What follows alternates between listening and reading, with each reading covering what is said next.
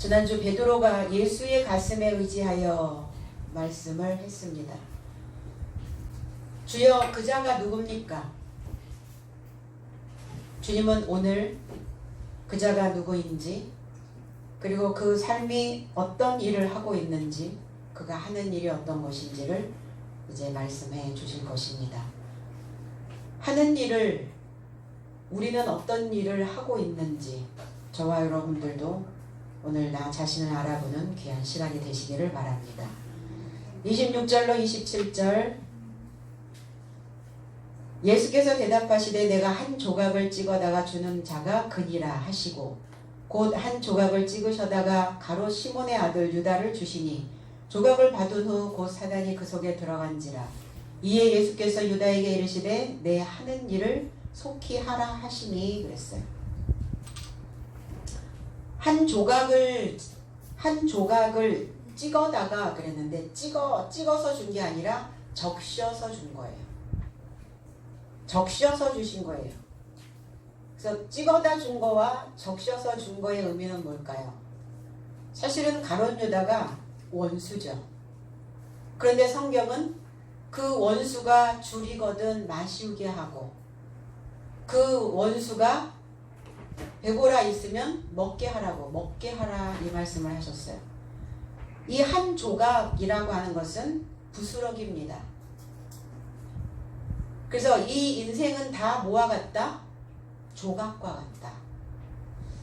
내 삶 전체에서 어느 한 조각, 하나님의 이 성도 전체 안에서 조각, 우리는 다 조각들이에요. 그 이 조각들이 모이면 한 덩이가 되는 거죠. 우리 속에서도 수많은 생각들 중에 내가 가지고 있는 어느 한 조각이 우리의 삶을 방해하기도 하고 우리의 삶을 끌어가기도 합니다. 내 안에 있는 그 한 조각은 과연 어떤 생각을 가지고 있는 걸까?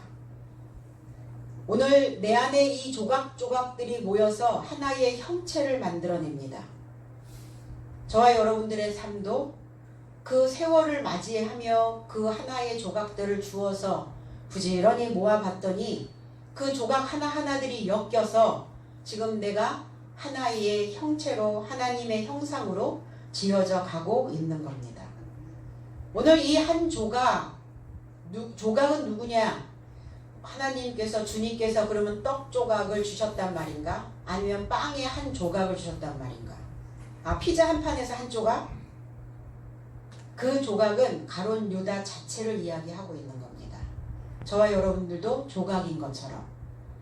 그런데 한 덩이에서, 열둘이라고 하는 이 한 덩이에서 그 한 조각을 분리시켜 버리는 거예요. 떼어내면, 어느 한 부분을 떼어내면 쪼개서 가지고 오면 조각이 되죠. 그러니까 가롯 유다를 지금 쪼개고 계시는 거예요.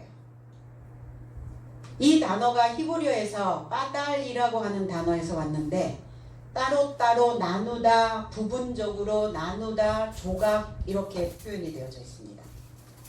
창세기 1장 4절에 하나님이 가라사대 하늘의 궁창에 광명이 있어 주야를 나뉘게 하시고 주야를 나누었다. 이게 빠달이란 단어예요.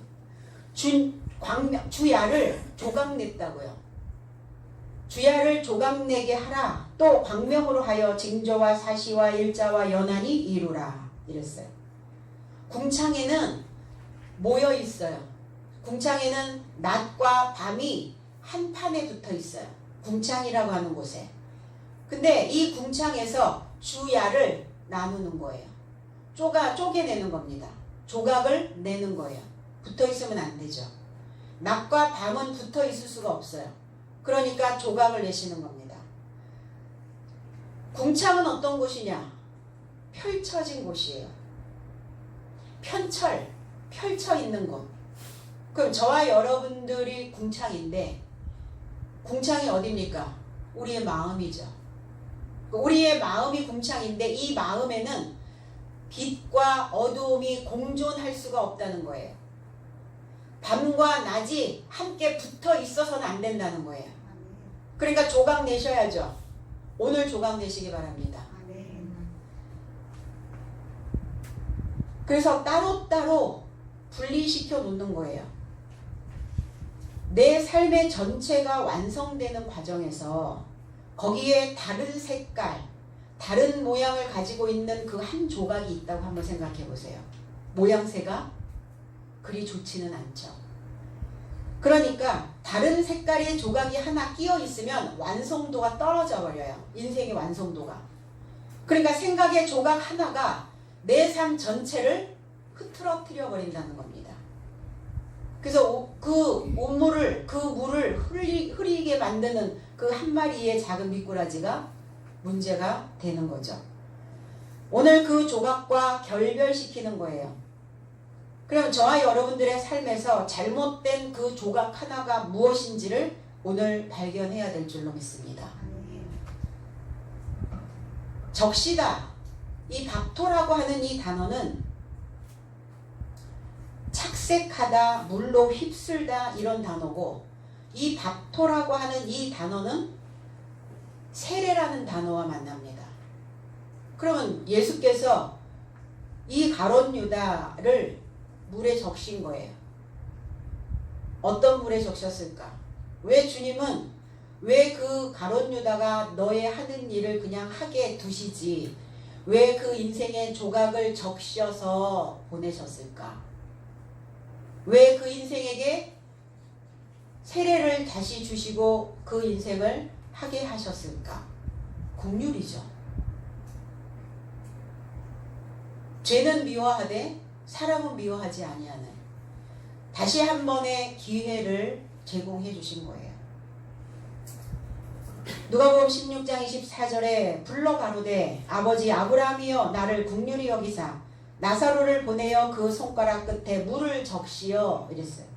내 혀를 서늘하게 하소서 내가 이 불꽃 가운데서 고민하나이다. 단순히 그 손가락에서 물을 적셔주는 것이 아니라 그 물로, 건강한 물로, 살아있는 생수로, 살아서 내가 하나님의 생각을 할 수 있는 그 물로 나를 착색시켜 주십시오. 나를 다시 씻겨 주십시오. 거지 나사로와 부자의 그 말씀에서 그는 부자였습니다. 많은 것을 가지고 있었어요. 무슨 생각을 그리 하는지, 어떠한 생각을 그리 많이 하는지, 많은 사상의 부자였다는 겁니다. 오늘 그 한 조각이었던 가룟 유다, 그 조각이었던 가룟 유다를 긍휼히 여겨주시고 계시는 겁니다. 가룟 유다를 주었다, 허락하신 거예요. 가룟 유다의 조각을 적셔서 마지막까지 돌이킬 수 있도록 그 기회를 허락하셨다는 겁니다. 그런데 가룟 유다는 끝내 그 생각을 돌이키지 못했다는 거예요. 그렇지 않나요?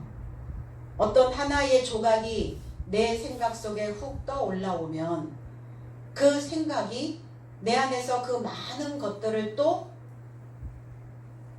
끌어잡아 당긴다는 겁니다. 오늘 내 안에 하나님의 말씀으로 다시 기회를 주셨을 때 우리는 다시 그 생각으로 돌아와야 될 줄로 믿습니다. 그러니까 이미 강을 건너가 버리면 끝나버리는 거죠.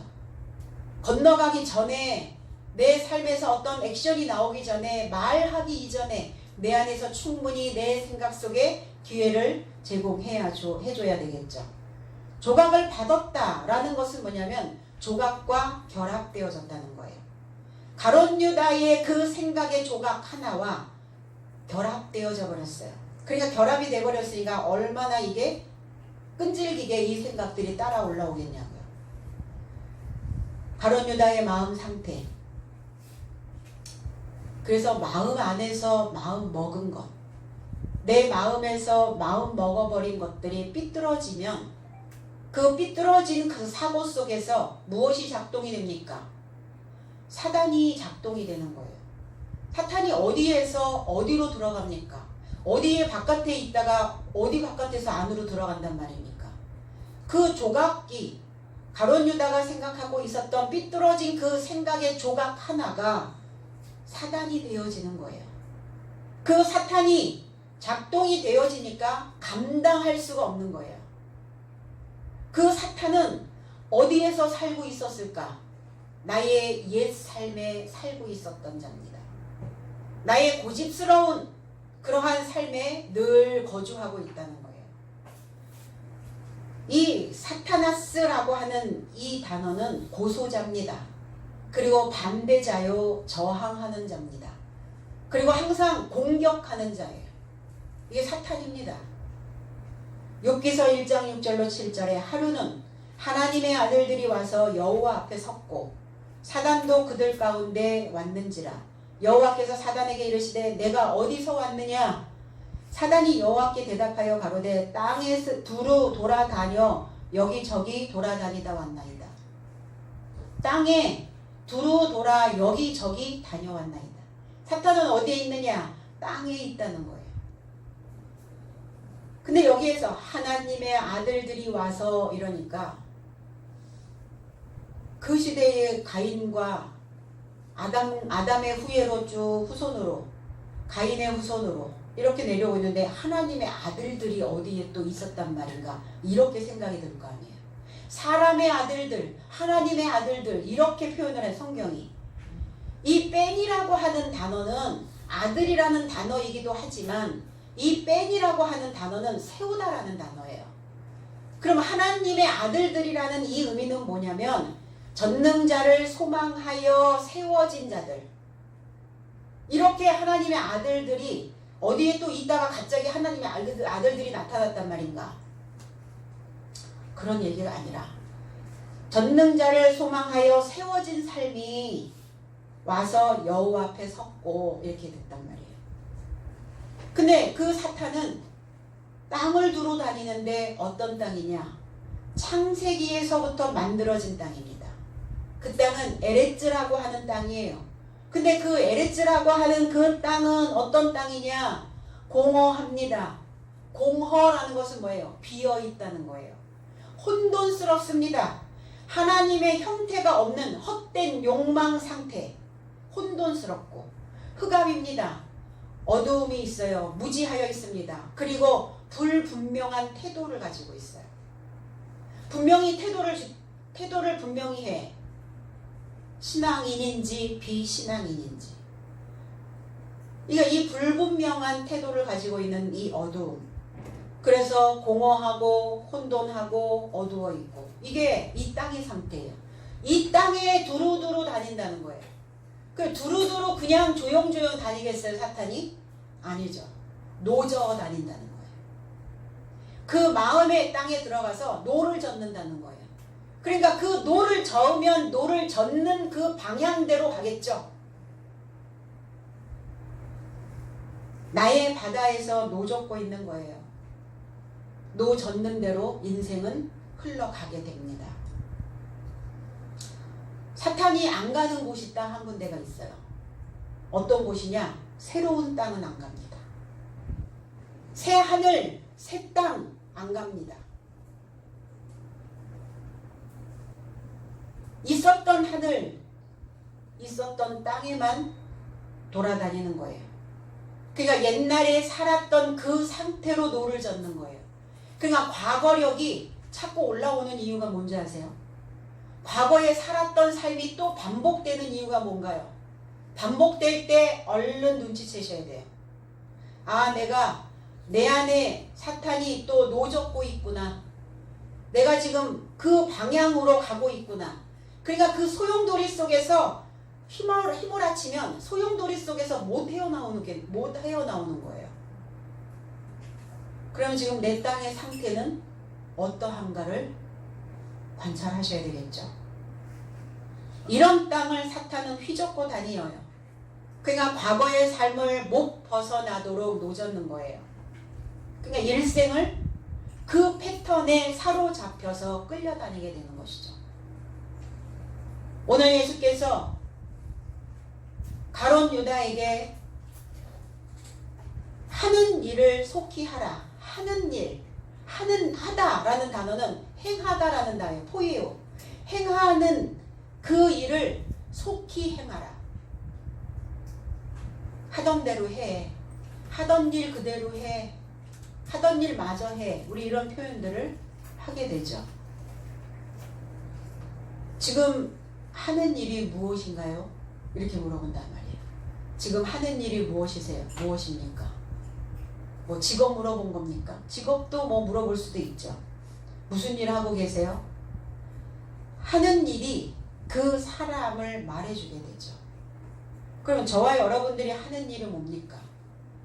배우는 일입니다. 가르침을 받아들이는 일이에요. 그리고 하나님을 믿는 일과 아는 일을 하는 겁니다.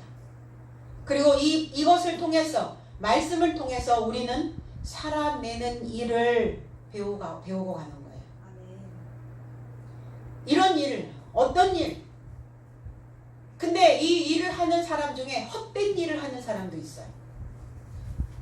헛된 일. 내가 하는 일이 헛된 일이 되어서는 안 되겠죠. 근데 살면서 뭐라고 얘기해요, 사람들이?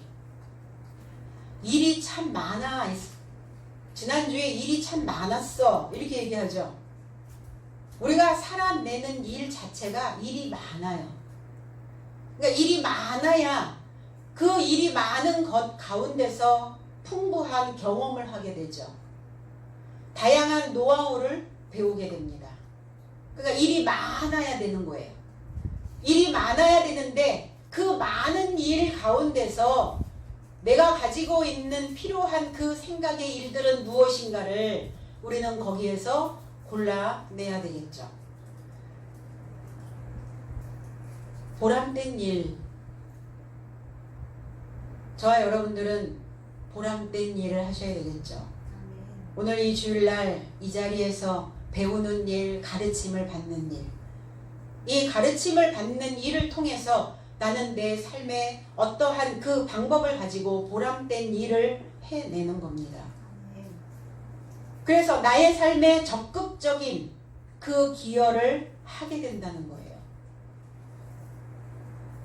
이 배우는 일을, 그리고 내 삶에서 보람된 일을 하는 자들은 어떠한 삶이 되어지느냐? 내 인생의 다리에 내 인생의 다리를 놓는 자와 같다는 거예요. 늘 이쪽 편에서만 살 수는 없죠. 다리 건너편도 가보셔야죠. 늘 하던 대로 했던 대로 똑같은 삶의 패턴을 그렇게 살고 있을 수는 없잖아요. 그러니까 그러면 하는 일이 지루해지기 시작해요. 내 인생이 살아내는 일이 이제 심심하기 시작해요. 왜? 건너가야 되는데 안 건너가니까. 반대편에 무엇이 있는지, 내 인생의 저편에는 또 어떤 것들이 기다리고 있는지 궁금하신가요? 궁금하시면 지금 내가 하는 일이 무엇인지를 보시면 됩니다. 내 안에서 어떤 마음을 먹고 일을 하고 있는지를 보면 내 미래가 보여져요. 그래서 스스로 다리를 건너가기 위해서는 시간이 좀 필요하긴 합니다. 그런데 그 시간을 빨리 좀 단축시키세요. 우리 인생이 얼마나 많이 길게 남아있나요? 우리는 이제 절반은 왔어요. 그러면 그 나머지 절반은 이제 건너가서 한번 살아볼 만하지 않을까요? 다리 건널 시간을 좀 주시고 신앙 안에서 내가 그동안 애써왔던 그 일, 내가 하나님을 믿어왔던 일, 내가 하나님을 위하여 헌신했던 그 모든 일들이 그 대가가 헛된 일이 되지 않도록 오늘 우리는 내 삶의 묵상의 시간들을 만드셔야 될 줄로 믿습니다. 아멘. 이 모든 것들이 가능하도록 이 어떤 일을 나한테 맡겨도 어떤 일이든 능히 해낼 수 있도록 우리는 우리의 마음에 먹은 일들을 단단히 붙잡고 가셔야 되는 것입니다. 아멘. 그래서 어떤 일을 하시겠습니까? 아니면 지금 현재 어떤 일을 하고 계세요? 사탄은 과거의 패턴에서 변하지 않는 삶으로 들어갑니다. 아, 건너갈 때가 됐는데 안 건너가네. 그럼 이 집에 조금 거주해도 되지 않을까? 그래서 그 집으로 들어갔더니 그런 거예요. 건너가지 않는 거예요. 다른 편의 삶을 선택하지 않는 겁니다. 그래서 각자 삶 속에 내 안에 나의 생각 속에 그 사탄은 거주하고 있다가 나를 옛날의 삶으로 갈 수 있도록 미혹을 던지죠. 나에게 어떤 일감을 줘요. 어떤 일을 시킵니다. 근데 그 일은 새로운 일이 아니에요. 옛날에 했던 일이에요. 옛날에 경험했던 일. 그러니까 그 일 속에, 그 삶 속에서 빠져나오지 못하도록 그 옛 삶을 움켜쥐고 있는 거예요. 우리는 그 옛 삶을 움켜쥐지 않는 그 사람들만이 내 손에 그 옛 삶을 움켜쥐지 않아야 우리는 자유로울 수가 있다는 겁니다. 자유하지 못하는 사람들의 성향은 뭐냐면 뭔가를 이렇게 움켜쥐길 좋아해요. 뭔가를 붙잡고 있어요. 변하지 않는 내 모습을 보고 내가 하는 일이 무엇인지를 생각해야 합니다. 28절로 29절 이 말씀을 무슨 뜻으로 하셨는지 그 앉은 자 중에 아는 이가 없고 어떤 이들은 유다가 돈깨를 맡았으므로 명절에 우리의 쓸 물건을 사라 하시는지 혹 가난한 자들에게 무엇을 주라 하시는 줄로 생각하더라. 명절입니다. 우리도 이제 한가위가 다가왔죠. 중추절이 다가왔습니다. 6월절 명절 이 큰 절기에 가룟 유다는 돈깨를 맡은 자였습니다. 너의 하는 일을 하라고 말씀하신 내용이 무엇인지를 어떤 말씀을 하고자 하시는지 아무도 알아차리지 못하고 있는 거예요. 거기에 제자들이 있었는데 베드로도 있었는데 아무도 알아차리지 못하는 거예요. 그러니까 그들의 상태도 그들의 마음도 지금 내가 어떤 일을 해야 하는지 감을 못 잡고 있는 거예요. 이것이 그냥 어떤 한 사람에게만 어느 한 조각에게만 국한된 것인 줄 아는 것이죠. 모두가 다에게 던져주시는 이 메시지임에도 그들은 깨닫지 못하고 있는 거예요. 내 책임은 아니라는 거죠. 어떤 것을 가지고 있는 자의 책임이다라고 말하고 있는 거예요. 왜냐하면 유다가 돈깨를 갖고 있기 때문에 다른 제자들은 우리가 해야 할 일은 아무것도 없다고 생각하는 거예요. 내가 책임져야 할 일은 아무것도 없다는 거예요. 내가 무엇인가를 생각해야 하는 그 일은 안 해도 된다고 생각하는 겁니다. 누가 하면 된다? 가지고 있는 자가 가룟 유다가 하면 된다라고 생각하는 거죠. 6월절 명절에 필요한 것을 구입하여 가난한 자들에게 주려는 줄로 생각하고 있는 거예요. 알아서 하겠지. 돈을 갖고 있으니까. 아니 주님과 이 제자들이 무슨 돈을 그렇게 많이 모아가지고 돈깨짝을 짊어지고 다닐 만큼 돈을 모은단 말입니까? 주님은 가난하고 제자들도 가난한데 무슨 돈을 맡길 만큼 그 괴짝이 있었단 말입니까? 돈깨에 대해서 한번 풀어드렸죠. 글로소코몬, 글로사라고 하는 단어. 이 글로사라고 하는 단어는 언어입니다. 말이에요. 결국은 말이 돈이라는 거예요. 언어가 돈이라는 겁니다. 돈 벌고 싶으시죠? 천냥 벌고 싶으신가요? 1000만원 벌고 싶죠? 말 한마디에.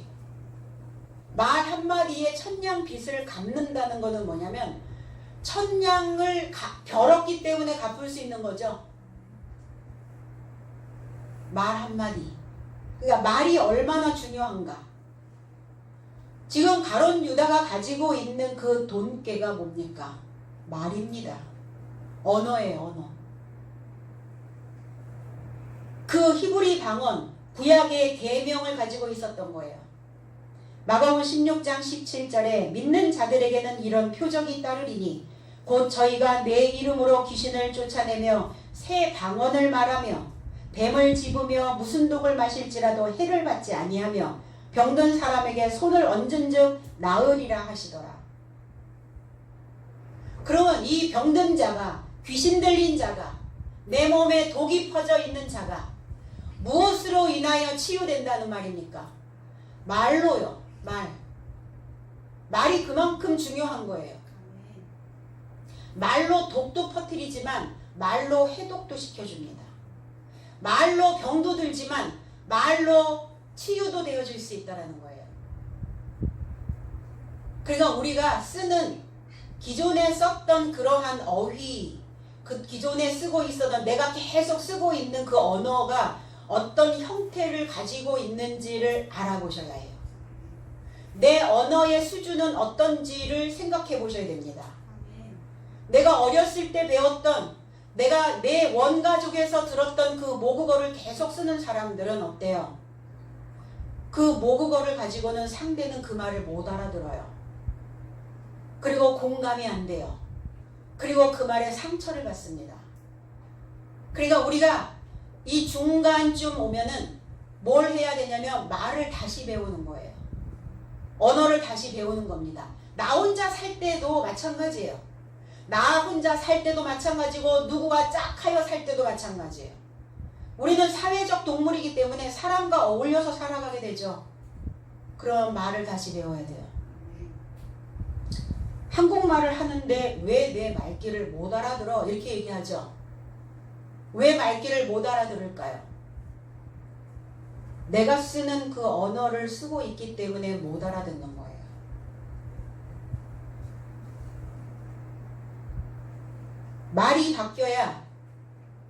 말이 바뀌어야 내 병에서 노임을 받습니다. 병원에 가면 그러죠. 신경성입니다. 신경성. 심리적, 정신적 이런 표현들을 해요. 뭐 때문에 아픈 거예요? 뭐 때문에 병이 든 거예요? 내가 왜 그런 언어의 소유자가 되었냐고요? 못 배워 먹어서 그래요. 배워서 먹어야 되는데 못 배웠다고요. 뭘 못 배웠어요? 언어를 못 배웠다고요. 말이라고 하는 것은 생명력이 있습니다. 말은 뱉으면 그걸로 끝나요. 그러니까 뱉기 전에 뭐 해야 돼요? 일하셔야죠. 이 말을 뱉어도 되는지 아니 되는지. 그래서 사고하는 일을 하지 않으면 늘 내 사고는 그 생각들을 붙잡을 수 있는 탄력을 잃어버립니다. 그러니까 그냥 그 항문이 열리듯이 관략근이 풀리듯이 그냥 쏟아내버리는 거예요. 그럼 어때요? 더러워지잖아요. 그래서 썩잖아요. 그래서 이 언어는 사람을 신선하게도 하지만 사람을 썩게도 만듭니다. 나는 그래서 어떤 언어의 수준을, 어떤 언어의 형태를 갖추고 있는지를 생각하셔야 돼요. 내가 쓰고 있는 주 기능 언어는 뭔가? 이 기능 언어는 내 입에 붙어 있는 언어들이에요. 그러니까 사람에게 던져지면 기능을 해요. 그 속에 들어가서 작동을 한다는 겁니다. 이게 돈이에요. 가룟 유다가 가지고 있는 이 돈깨는 입이었습니다. 입 안에 있는 혀, 입에서 나오는 말, 그리고 사람마다 그 쓰는 언어는 반드시 어떤 흔적을 남겨요. 그 사람의 따뜻한 말 한마디가 내 안에 들어와서 내 마음을 온화하게 하고요. 냉랭했던 내 마음의 온도를 높입니다.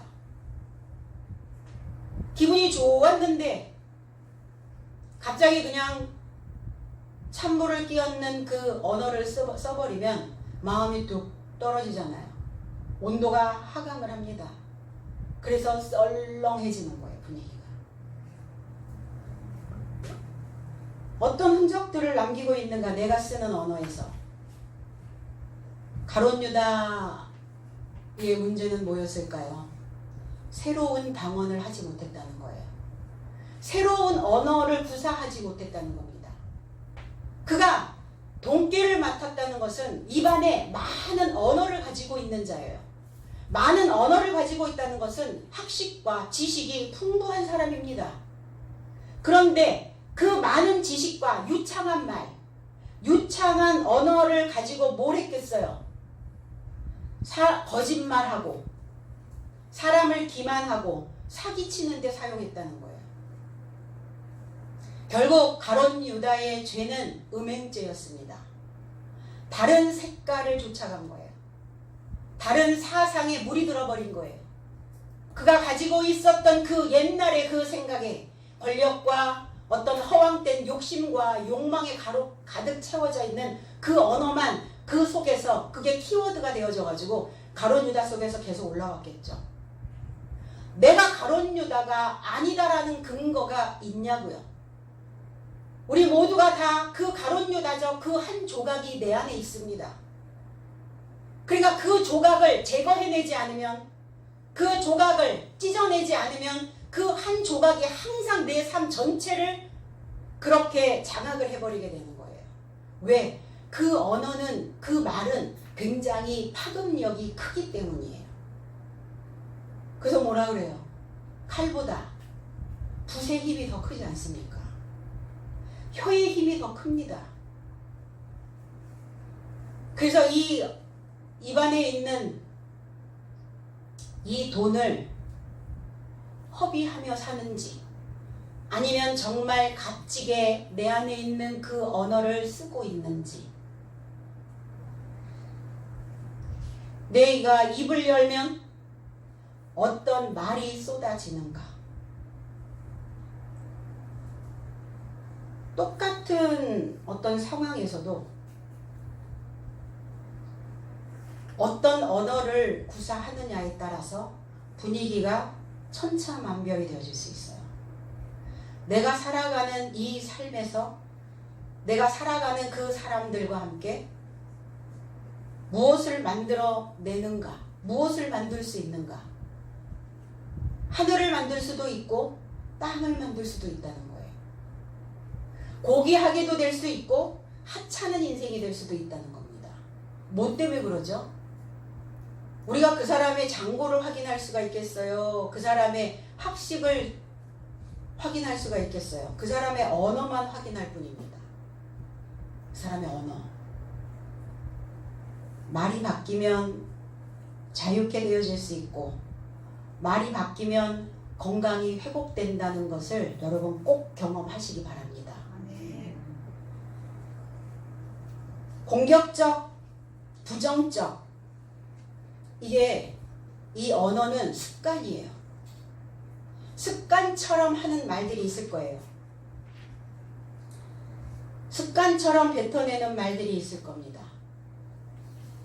그러니까 그 언어가 독이 돼서 자신도 병들고 상대도 병들게 만들고.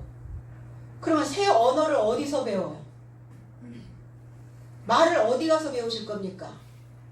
평생 교육원에 가면 있을까요? 어디 가서 말을 배워요? 유튜브에서 배울 거예요? SNS에서 배울 겁니까? 예배 안에서 배우는 겁니다. 이 성경 안에서 새로운 언어를 배우는 이 예배에 집중하면 내가 이제 앞으로 어떤 언어를 써야 되겠구나라는 것을 알게 되어진다는 겁니다. 언어가 바뀌는 것이 새 사람이에요. 아무리 신앙생활을 수십 년 해도 그 사람의 말 뻔세가 바뀌지 않으면 그 사람은 옛사람이에요.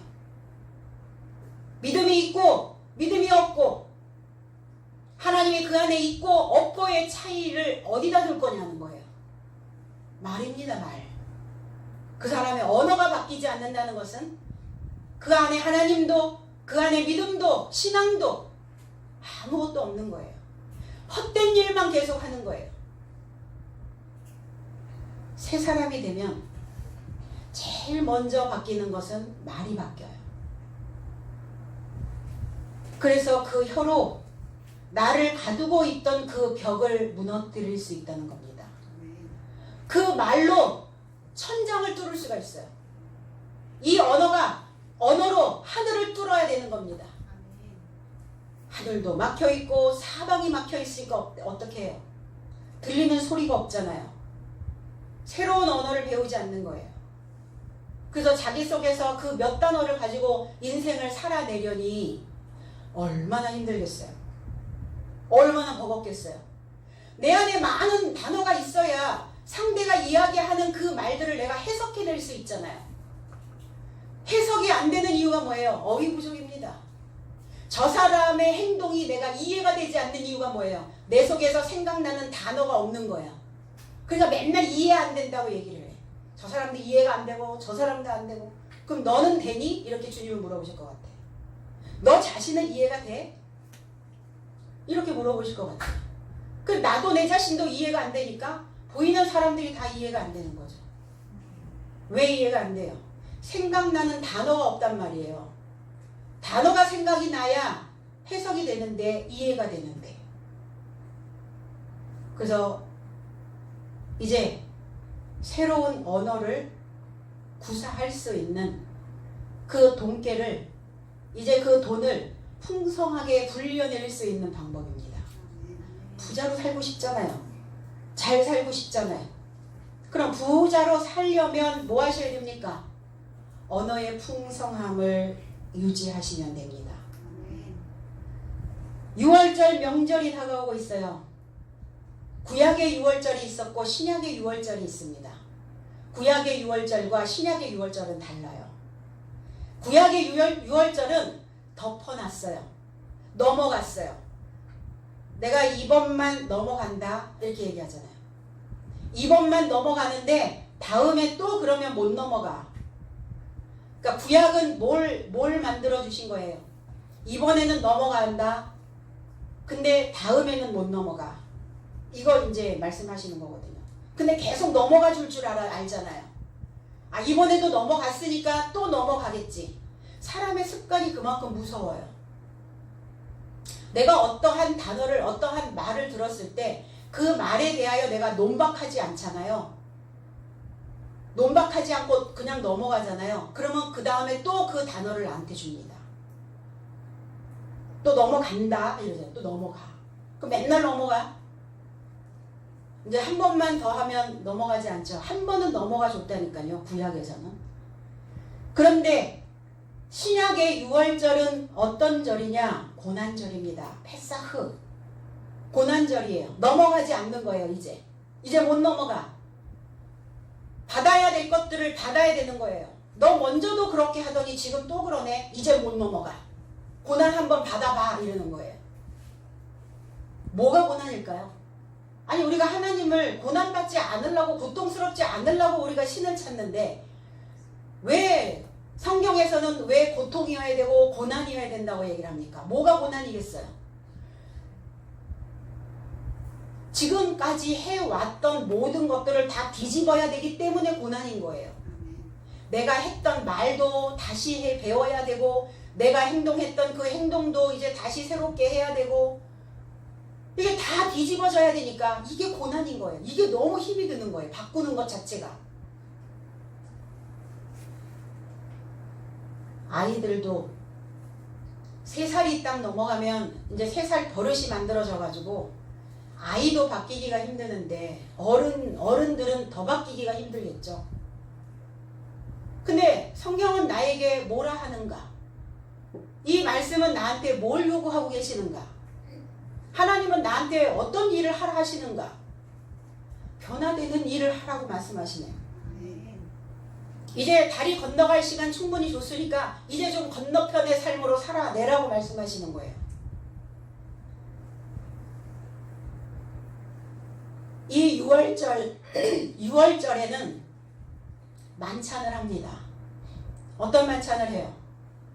누룩이 섞이지 않은 빵을 먹어야 되고, 그리고 쓴 것을 먹어야 되고, 또 그 스프를 찍어서 먹어서도 안 되고, 이런 여러 가지의 그 제한된 부분들이 있어요. 그래서 이 6월절 만찬을 세데르라고 얘기를 해요. 세데르. 그럼 이 세데르라고 하는 의미는 뭐냐? 6월절 만찬을 하는 이유가 뭐냐? 6월절에 이렇게 쓴 것을 먹고 누룩 없는 떡을 먹고 이 먹는 것, 이 만찬을 즐기는 이유는 뭐냐면 질서의 의미예요. 네가 그동안 살면서 네 생각 속에 많이 어지럽혀져 있었던 그 많은 말들을 이제 이 만찬을 하면서 쓴 것을 먹으면서 떡이 누룩이 없는 발효되지 아니하는 무교병을 먹으면서 이제 질서를 잡으라는 거예요. 정돈시키라는 겁니다. 이제 네가 그동안 살아왔던 덮어놓고 살았던 그 인생을 이제 마무리 지으라는 거예요. 이게 6월절의 세데르라고 하는 이 만찬의 의미입니다. 그러면 이 6월절을 지내는 방법이 어디에 있단 말인가? 성경에도 6월절을 지키라고 6월절을 어떻게 지키라고 말씀은 하고 계시지만 6월절을 어떻게 지켜야 되는지 자세하게 기록되어지진 않아 있죠. 성경에는. 근데 이 학가드라고 하는 율법서에 6월절기를 어떻게 지켜야 하는지 자세하게 기록되어져서 전해 내려오고 있어요. 학가드. 그러면 이 학가드라고 하는 이 의미는 뭐냐? 이 율법서의 학가드는 뭐냐? 폭로하다예요. 그러니까 이 율법서 6월절 절기를 지키는 이 율법서 학가드에 그동안 내가 살면서 기록해졌던, 그동안 내가 살면서 쌓아놓았던 내 삶의 모든 패턴, 이런 것들을 다 폭로시키는 날이에요. 언제가? 6월절이. 그러니까 내 속이 다 지금 폭로되니까 어때요? 볼만해요? 이대로 괜찮나요? 폭로되니까 어때요? 수치스럽죠.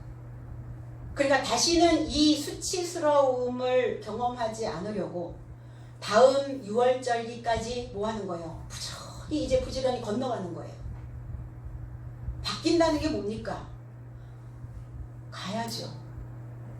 그러니까 그 절기 동안 계속 반대편을 향하여 건너가는 거예요.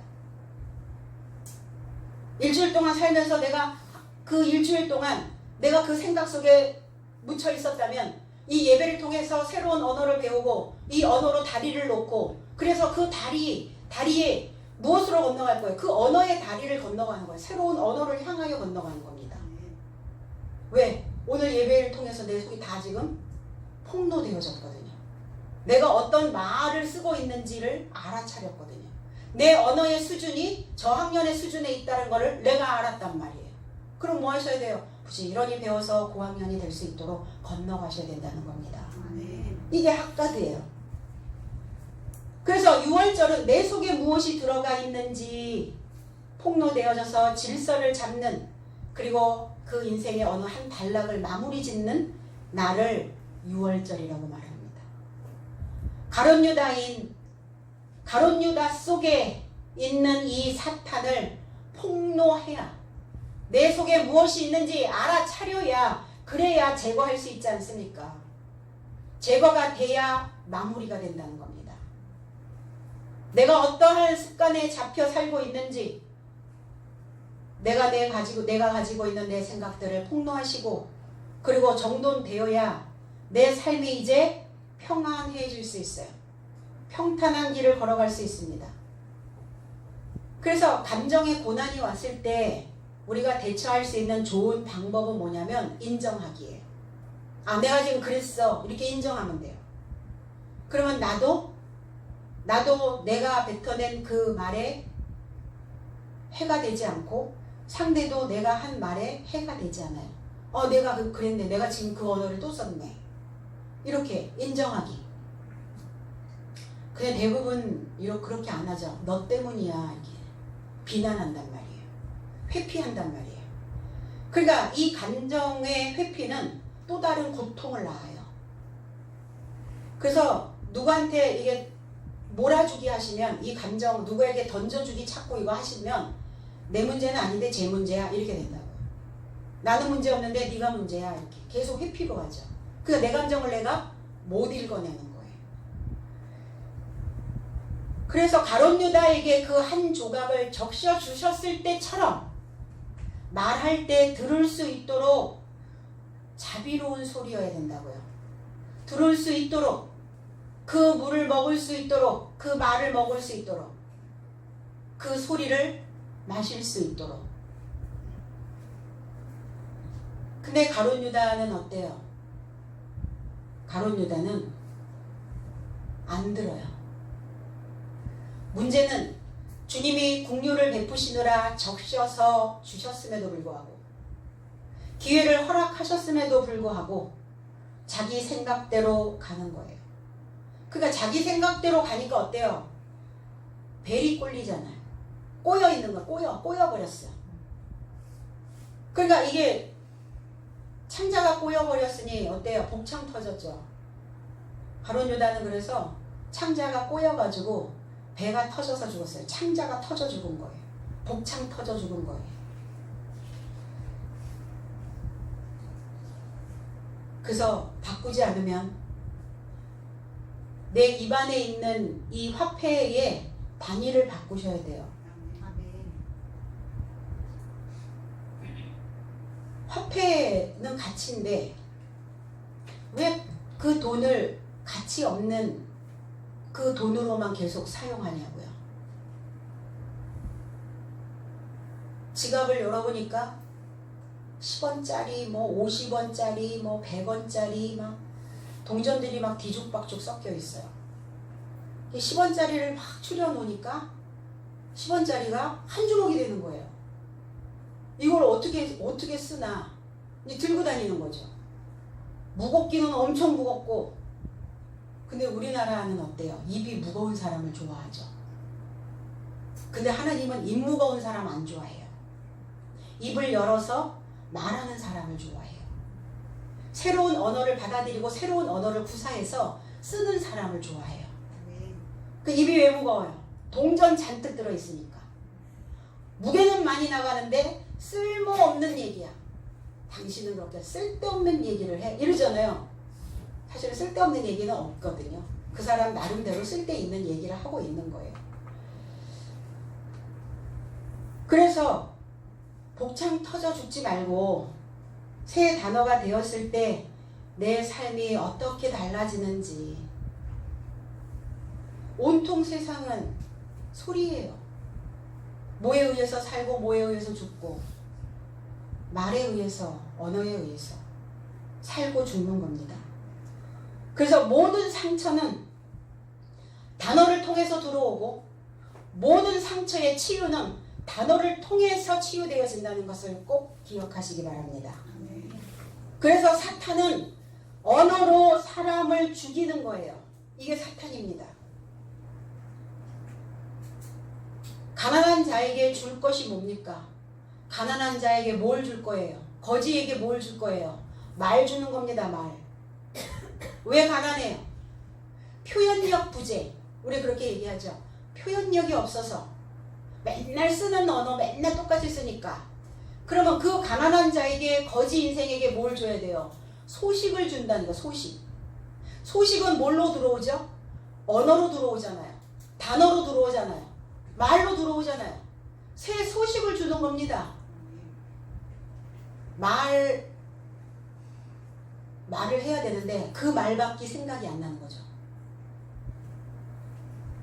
그래서 부자가 된다는 것은 다양한 언어를 내가 갖고 있는 거예요.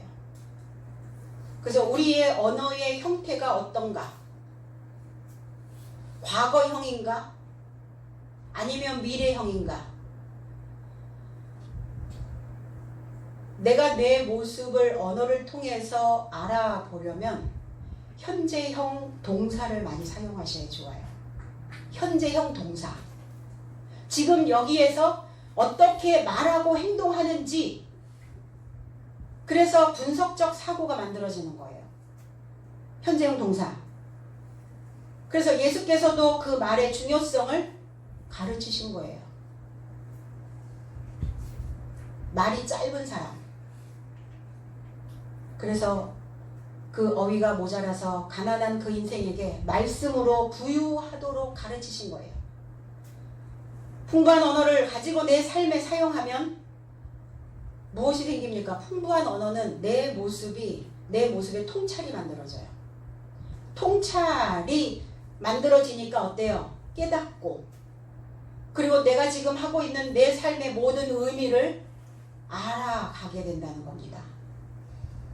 그러니까 알게 되어지고 통찰이 이루어지니까, 깨달아지니까 어때요? 이제 내 속에서 확신하는 단어들로 채워지는 거예요. 확신하는 단어.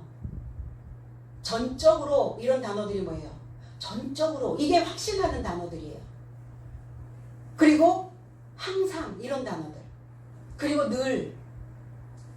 여러분들은 전적으로 뭘 하고?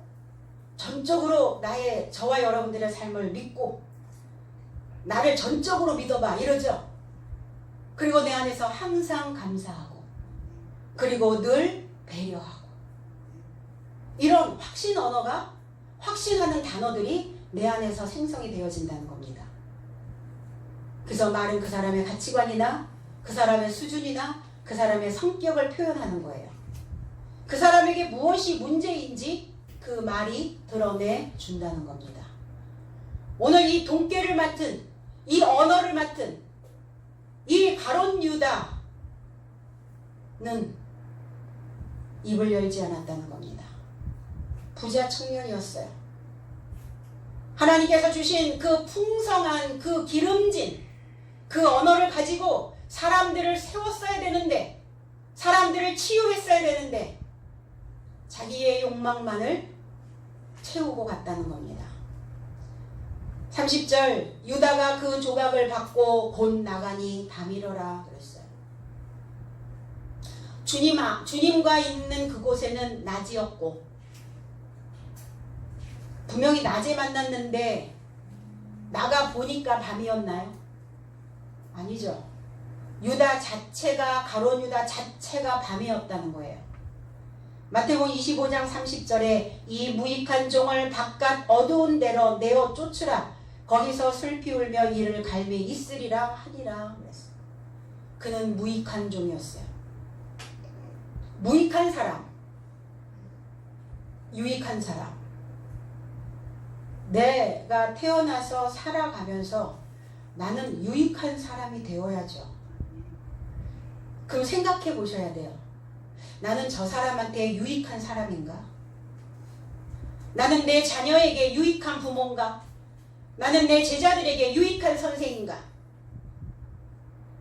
나는 부모님에게 유익한 자녀인가? 유익한 제자인가? 유익한 아내인가? 유익한 남편인가? 생각하셔야죠. 생각 없이 살진 않잖아요. 깨닫지 못하면 밤입니다. 어떤 인생이 밤인가? 하나님을 알지 못하기 때문에 깨닫지 못하는 거예요. 내 자신을 알아보지 못하는 것은 하나님을 알지 못하기 때문에 모르는 거죠. 밤입니다. 밤에 있는 삶은 무성치 못해요. 큰 나무가 울창하고 무성해지면 사람의 마음속에 남게 돼요. 야, 그 숲에 갔더니 숲이 울창하고 우거졌더라. 인생도 마찬가지지 않아요? 아, 그 사람 보니까 울창해. 그 사람이 우거졌어. 무엇으로 그 사람을 그렇게 평가하고 이야기를 합니까? 그 사람의 풍부한 언어로 인하여. 그 사람 우거져 있어. 그래서 그 사람과 함께 대화를 하면 아, 내가 힐링이 돼. 이런 표현들을 하잖아요. 바짝 말라가지고 곤두서 있고 가지만 남아있고 앙상에 있으면 어때요? 그 사람과 얘기하면 항상 상처를 받아. 이런 사람들이 있어요. 항상 스크래치가 나. 울창해. 어떻게 나는 사람들 속에 남겨지고 있는가? 어두워 있다라는 것은 뭐냐면 하늘에 죄를 짓고 있다는 거예요. 왜? 내가 하나님을 인정하지 않기 때문에. 하늘을 인정하지 않는 거예요. 그래서 공자는 이렇게 말씀했어요. 하늘에 죄를 지으면 빌 곳이 없다. 획죄 어천 무소도야. 이렇게 써요. 획죄. 획제, 죄를 얻으면 빌 곳이 없다. 무소, 빌 곳이 없어져요. 그럼 내가 살면서 사실은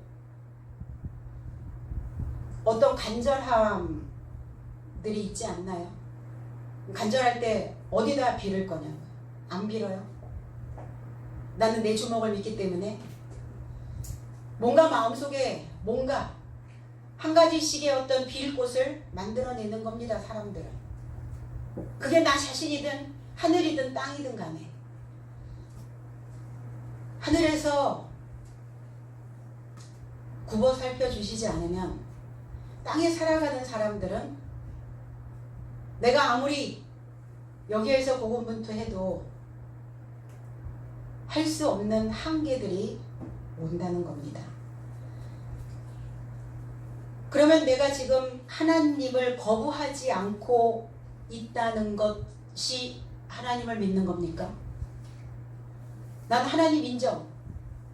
난 하나님 받아들였어. 하나님 믿고 있어. 내가 거부하지 않기 때문에 하나님을 믿는 건가요? 그렇지 않다는 거예요.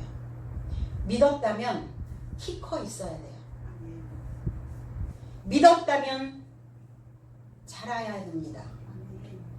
성장하지 않고 늘 그곳에 있다라는 것은 밤이라는 거예요.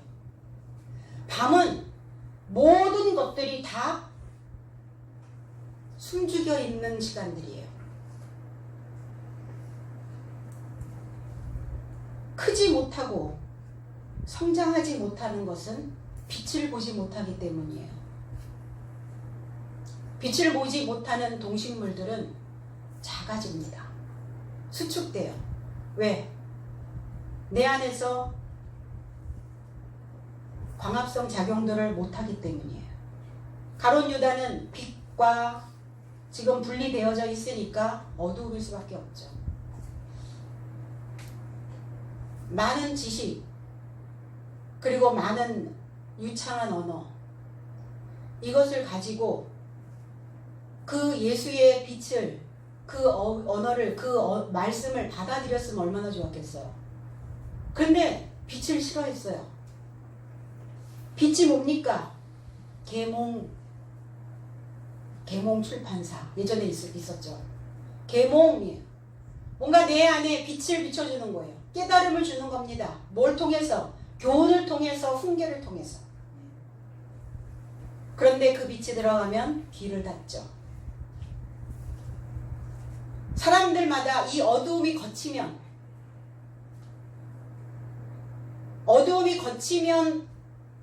어떠한 상황이 벌어지냐면 그 언어가 두둑해져요. 언어가 두둑해진다는 겁니다. 언어의 살집이 두둑해져요. 어두워 있기 때문에 빛을 보지 못하고 있기 때문에 새로운 계몽할 수 있는 발전할 수 있는 그 빛의 언어가 들어오지 않기 때문에 그냥 그 상태에 있는 거예요. 언어의 살집이 두둑해지질 않아요. 그러니까 가시돋친 말만 하는 거예요. 지금까지 그림자의 허상으로 만든 신앙이었다면 오늘 이 두둑해진 이 언어로 하나님의 빛을 이 말씀을 통해 나를 일깨우는 진실한 나 자신과 마주치기를 원합니다. 그래서 나의 삶의 속살을 들여다보면 그 나무 속 섬유질처럼 매 순간 내 생각 속에서는 빅뱅처럼 팽창하고 수축하는 것을 관찰할 수가 있어요. 내 생각이 팽창하고 내 생각이 또 수축하고 또 무로 새로운 세포들이 막 생성이 되면서 무엇으로 인하여 우리의 뇌의 뉴런이 시냅스가 신경망이 연결되는 줄 아세요? 언어입니다. 그래서 노인들의 치매 그리고 고독사를 하는 이유는 뭐냐면 새로운 언어를 누군가 말을 들려주지 않기 때문에 고독사를 하는 거예요. 새로운 언어가 들어오지 않기 때문에 시냅스의 연결망이 끊어져 버리는 거예요. 이러한 변화, 내 안에서 지금 이 새로운 단어를 가지고 내가 지금 생각을 바꾸고 있구나. 이러한 변화를 인식하는 이 순간을 모멘트라고 말합니다. 모멘트. 이 모멘트는 정지된 방이 아니에요.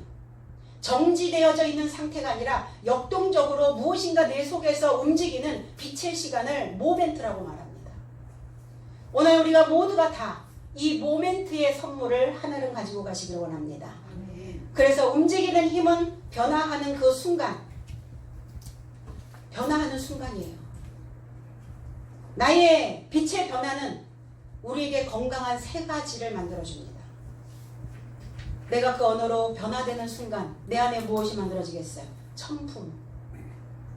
하늘에 있는 높은 그 천품이 만들어지고, 그리고 그 사람의 인품이 만들어지고, 그 사람의 성품이 만들어집니다. 이거 세 개면 그 사람 끝, 완성, 이렇게 돼요. 우리가 살면서 이 과정 속에서 이거를 만들어 가는 과정입니다. 내 속에서 가론 유다적 요소는 이제 나가게 하시고, 이제 낮에 소유된 자로 우리 모두가 다 키 컸으면 좋겠습니다. 우리 이제 맞이할 이 명절에 여러분 자신들이 그렇게 둥근 모양처럼 어디가 모나지 않고 찌그러지지 않고 왜곡된 생각이 아닌 내 마음의 언어가 둥글둥글해서 다른 사람들에게 가면 그 마음을 확 채워줄 수 있는 그 언어로 우리 모두가 다 맛있는 양식의 삶이 되어지기를 주님의 이름으로 축복합니다. 기도하겠습니다.